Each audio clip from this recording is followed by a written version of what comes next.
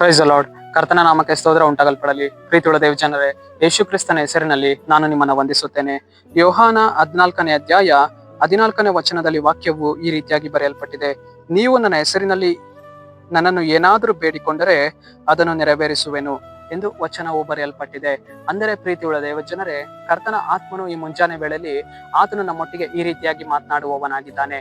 ಏನೆಂದರೆ, ಮಗನೇ ಮಗಳೇ, ನೀವು ನನ್ನ ಹೆಸರಿನಲ್ಲಿ ಏನನ್ನಾದ್ರೂ ಬೇಡಿಕೊಂಡರೆ ಅದನ್ನು ನಾನು ಏನ್ ಮಾಡುವೆನು, ನೆರವೇರಿಸಿ ಕೊಡುವೆನು ಎಂದು ಕರ್ತನ ಆತ್ಮನು ಈ ಮುಂಜಾನೆ ವೇಳೆಯಲ್ಲಿ ನಮ್ಮೊಟ್ಟಿಗೆ ಈ ರೀತಿಯಾಗಿ ಮಾತನಾಡುವವರಾಗಿದ್ದಾರೆ. ಎಷ್ಟು ಒಳ್ಳೆ ದೇವರಲ್ಲವಾ? ನಮ್ಮನ್ನ ನಾವೇನ್ ಮಾಡಿಕೊಳ್ಬೇಕು? ಕರ್ತನ ಸನ್ನಿಧಿಯಲ್ಲಿ ಬೇಡಿಕೊಳ್ಬೇಕು. ಕರ್ತನೆ, ನಾನು ನಿನ್ನ ಸನ್ನಿಧಾನದಲ್ಲಿ ಈ ವಿಷಯಕ್ಕಾಗಿ ವಿಜ್ಞಾಪನೆ ಮಾಡ್ತಾ ಇದ್ದೇನೆ ಸ್ವಾಮಿ. ದೇವರ ವಿಷಯದಲ್ಲಿ ನನ್ನ ಪ್ರಾರ್ಥನೆ ನೀನ್ ಕೇಳು, ನನ್ನ ವಿಜ್ಞಾಪನೆಯನ್ನು ನೀನ್ ನೆರವೇರಿಸು ದೇವರೇ.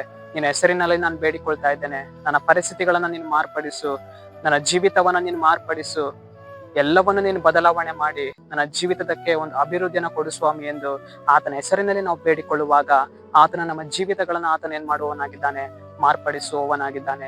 ಇವತ್ತು ಮನುಷ್ಯರ ಬಳಿಗೆ ಹೋಗಿ ನಾವೇನ್ ಮಾಡ್ತಾ ಇರ್ತೇವೆ, ಬೇಡಿಕೊಳ್ತಾ ಇರ್ತೇವೆ, ಪ್ರಾರ್ಥನೆಯನ್ನ ಮಾಡ್ತಾ ಇರ್ತೇವೆ, ನಮಗೆ ಸಹಾಯ ಮಾಡ್ರಿ ಎಂದು. ಆದ್ರೆ ಮನುಷ್ಯರು ನಮ್ಮ ಬೇಡಿಕೆಗಳನ್ನ ಅವ್ರೇನ್ ಮಾಡುವುದಿಲ್ಲ, ಕೇಳಿಸಿಕೊಳ್ಳುವುದಿಲ್ಲ. ಅವ್ರು ಹಾಗೆ ಹೊರಟು ಹೋಗಿ ಬಿಡ್ತಾರೆ. ಸರಿ ಆಯ್ತು ಅಂತ ಹೇಳ್ತಾರೆ, ಹಾಗೆ ಹೊರಟು ಹೋಗಿ ಬಿಡ್ತಾರೆ.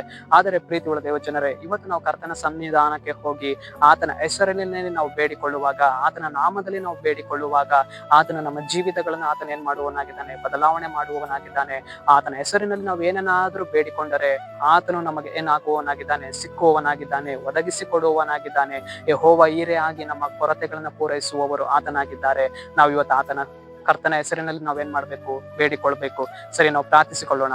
ಅಪ್ಪ ಕರ್ತನೆ, ನಿಂಗೆ ಸ್ತೋತ್ರ ಸ್ವಾಮಿ. ಈ ಮುಂಜಾನೆ ವೇಳೆಯಲ್ಲಿ ದೇವರೇ, ಈ ವಾಕ್ಯ ಭಾಗ ಸಂದೇಶವನ್ನ ನೋಡ್ತಾ ಇರುವಂತಹ ಜನಗಳನ್ನ ಸಂಧಿಸ್ರಿ ಕರ್ತನೆ. ನಿನ್ನ ಜನರ ಜೀವಿತದಲ್ಲಿ ಸ್ವಾಮಿ ನಿನ್ನ ಕ್ರಿಯೆಯನ್ನ ಮಾಡಿ ಅಪ್ಪ, ಬೇಡಿಕೊಳ್ಳುವಂತಹ ಒಂದೊಂದು ಮಕ್ಕಳನ್ನು ನೀನು ಆಶೀರ್ವಾದಿಸಿ, ಸದುತ್ತರವನ್ನು ದಯಪಾಲಿಸಿ, ಅವರ ಜೀವಿತನ ಬದಲಾವಣೆ ಮಾಡಿ ನೀನು ನಡೆಸು. ಅದಕ್ಕಾಗಿ ಸ್ತೋತ್ರ. ನಜರೇತಿನ ಯೇಸುವಿನ ನಾಮದಲ್ಲಿ ತಂದೆಯಾದ ದೇವರೇ, ಆಮೇನ್, ಆಮೇನ್.